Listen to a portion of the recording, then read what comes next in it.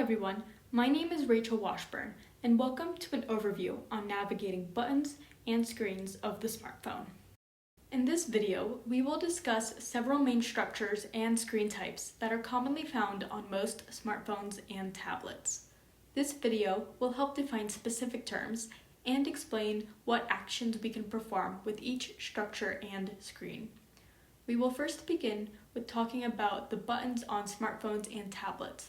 We will discuss the ringer, volume buttons, power button, and the SIM card storage. Then, we will discuss the four main types of screens: the home screen, lock screen, notification center, and control center. There is a lot covered in this video, so if you would like a printout or see a written document of everything covered, click or tap on the link in the description below. Tapping on the link will bring you to CSU's Center for Healthy Aging's website, where you can find several other technology videos and guides. First, we will discuss physical structural components of smartphones and tablets. These structures are located on the sides of the device rather than on the screen.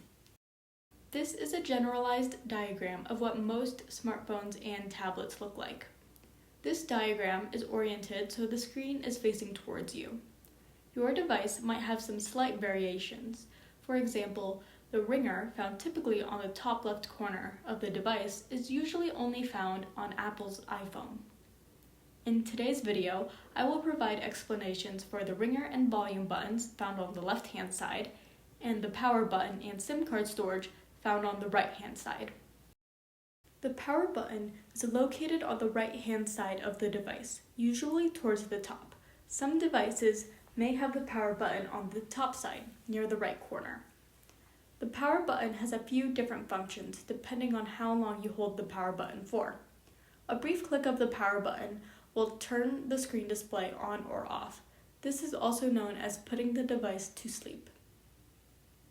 Holding down the power button for a few seconds will perform a different function depending on your device. For iPhones, holding down the power button will turn on the voice assistant, Siri.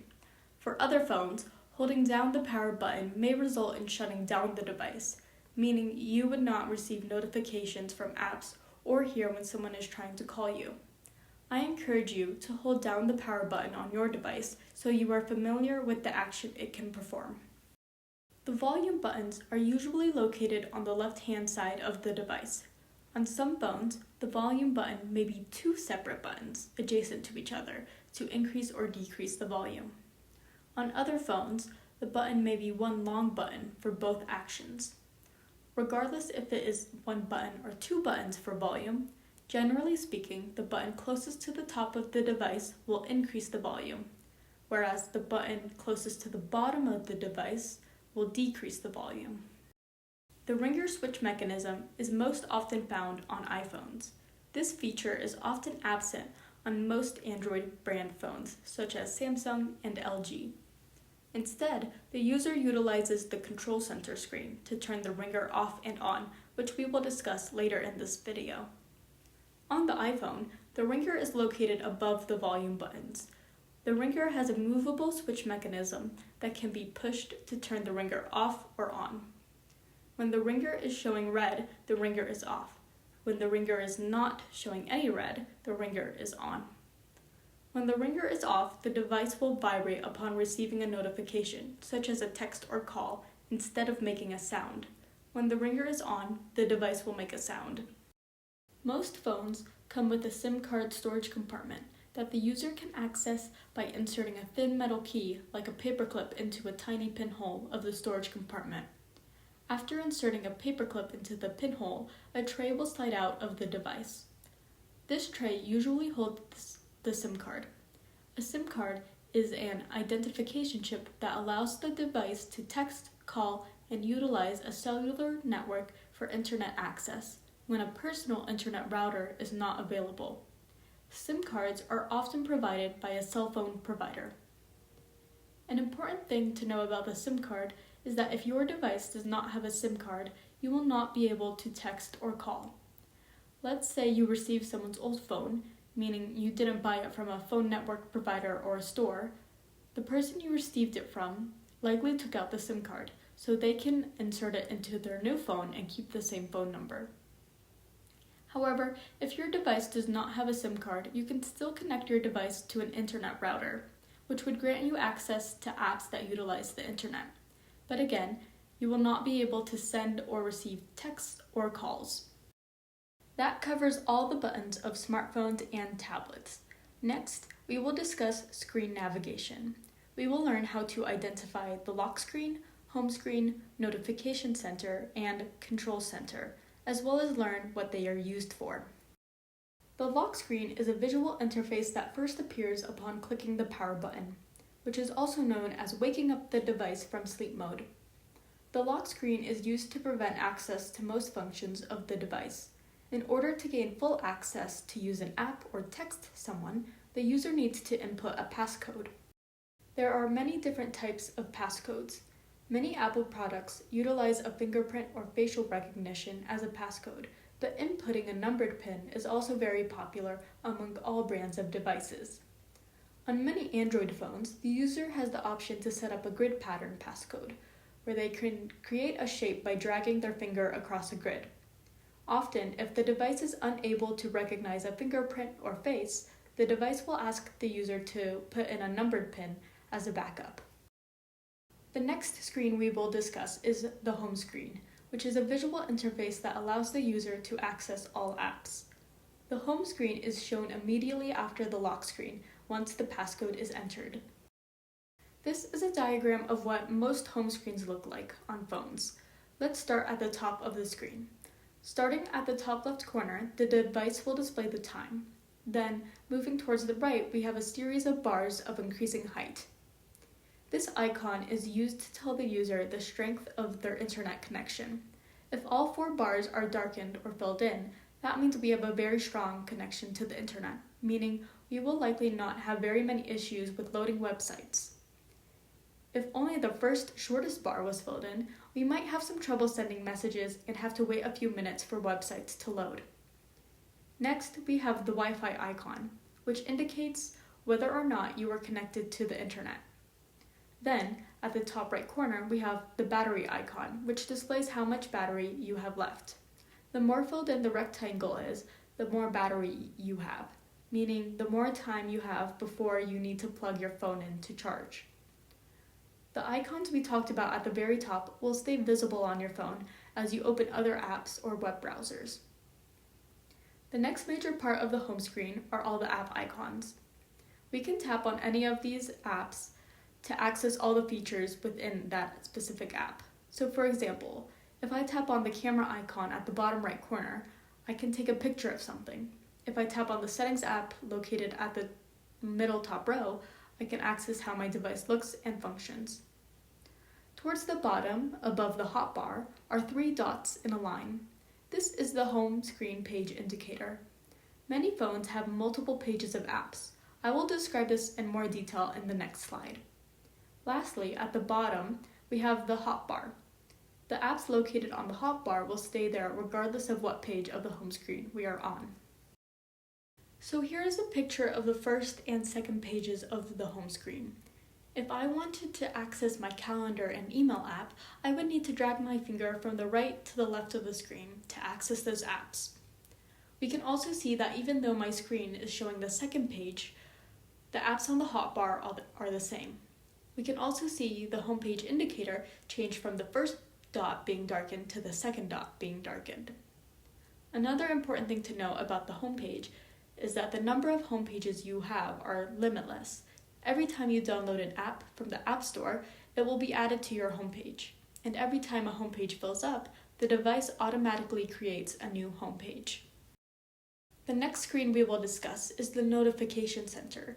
The Notification Center is a visual interface that shows the user recently received the messages, phone calls, emails, and other app updates. To access the Notification Center, drag a finger or stylus from the top to the bottom of the screen. This diagram shows us accessing the Notification Center from the home screen, but you can usually access the Notification Center if you are viewing an app or web browser. As we drag our finger from the top to the bottom of the screen, the Notification Center will appear. The notification center will display the most recent notifications at the top of the screen. We can see each rectangle will show which app the notification came from on the left. For text and phone calls, the notification will also tell you who's it from. If a phone number is listed in your contact list, then it will show the name of the person. If a phone number is not saved in your contact list, it will just display the phone number. For text messages, the notification will display the start of a message. You can also tap on the notification to open the app. For example, if I tap on the first notification from Instagram, it will open the Instagram app. If I tap on the text notification in the middle, it will open my text conversation with Jane. If I tap on the missed call, it will start calling the phone number. Now, notifications will continue to pile up over time. If you want to delete a notification, drag a finger from the right to the left on that specific notification. Some phones will also have a button that says clear or the letter X above all the notifications, which allows you to delete all of them. The last thing to know about the notification center is how to leave it. Now, this might vary between phones, but generally, dragging a finger from the bottom to the top of the screen will bring you back to the screen you were previously looking at. On some phones, a home or back button may be located at the bottom of the screen. These can also be used to exit the notification center. The last major component we will discuss is the controls center, which can perform all sorts of actions. The control center is a visual interface that allows the user to turn on or off airplane mode, Bluetooth, Wi-Fi connection, and battery saver. The control center also allows the screen brightness and volume to be adjusted. Now, accessing the control center may look different depending on your device, so we will look at a couple of examples. We can see from this diagram that accessing the control center can look different depending on the brand of phone you have. Some phones will have you drag a finger from the top of the screen at a certain location. Older iPhones will have you drag a finger upwards from the bottom. In the last diagram on the right, we can see that some phones require you to drag a finger down twice. The first time you drag a finger down, the notification center will appear. Then, after dragging another finger down, the control center will appear. I encourage you to experiment on your device until you find how to access the control center. So in every control center, there will be a bunch of buttons you can toggle on and off. Let's go over some icons commonly found in the control center. On most phones, we know when something is off if the button is grayed out. We know when it's on when it's highlighted. For example, when the Bluetooth icon is highlighted, it allows you to connect your phone to a wireless headphone. So sound will play through the headphones instead of the phone itself. If the Bluetooth button were to be turned off, I wouldn't be able to connect my phone to any wireless accessories. The next icon below Bluetooth is the flashlight. When turned on, the flashlight will turn on an LED light at the back of the phone. Going down, the next icon is Wi-Fi. When turned on, the phone will connect automatically to an internet router. Sometimes, a user will turn this setting off if their home internet is slow. Then, their phone will automatically use a cellular network provided by their cell phone provider. Next, starting at the top of the middle column, we have the lock screen rotation. When turned on, the phone will not automatically rotate the screen horizontally when the phone senses the user has turned the phone 90 degrees. Next, we have the save battery mode icon. This is typically turned on when the user is running low on battery. Turning on save battery mode will decrease phone activity, such as turning down the brightness or closing apps, in the effort to preserve the remaining phone battery until the user can plug their phone in. At the bottom of the middle column, we have the cellular data icon. When this is turned on, the phone will use cellular data purchased from their phone provider, like Verizon or AT&T, to use the internet when the user is not connected to a home internet router. If this were turned off, the phone would not be able to use the cellular network when it's not connected to a home internet router. The last column on the right are options for how you would like your phone to notify you when you have received a text message, email, or phone call. The first icon is the mute icon, which is characterized by a slash through a speaker. When this is turned on, your phone will not vibrate nor make a sound if someone is calling or texting you. Moving downwards, the jagged line by the speaker indicates the phone will vibrate upon receiving a notification. And lastly, a speaker with sound waves coming out of it indicates the phone will ring upon receiving a notification. This is also equivalent to using the ringer that is on the iPhones. Some control centers will allow you to adjust the volume and brightness level of the screen. The volume icon is characterized by a speaker, and the brightness icon is characterized by the sun. This is usually done with a horizontal line, where the user can drag a dot to the left to decrease sound or brightness, or drag a dot to the right to increase sound volume or brightness. On iPhones, they use a vertical bar. The more shaded in the bar is, the louder the sound is or the brighter the screen is. Similar to the horizontal line, the sound or brightness can be adjusted by dragging a finger up or down the bar. Dragging a finger up on the bar will increase the sound or brightness, and dragging a finger down will decrease them. The control centers looks different across devices and different brands. Here is an example of what it looks like on the iPhone and the Google Pixel. Some control centers are customizable. Circled in red are the icons used to customize the control center. You will also notice on the Google Pixel there are multiple pages of the control center, which is indicated with the 2 dots at the bottom, which I marked in an orange rectangle. We saw this page indicator earlier with the home screen. We covered quite a bit in this video. Not only did we look at the physical buttons around the phone, but we also discussed the home screen, lock screen, notification center, and control center. I hope this video was helpful for identifying and defining the purposes of everything we discussed. This video used general diagrams to discuss all these items, so your device might look a bit different than what was shown. If you would like a written document of everything we discussed, tap on the link in the description below. Tapping on the link will bring you to Colorado State University's Center for Healthy Aging's website. On the website, you can view other video tutorials and other written technology guides.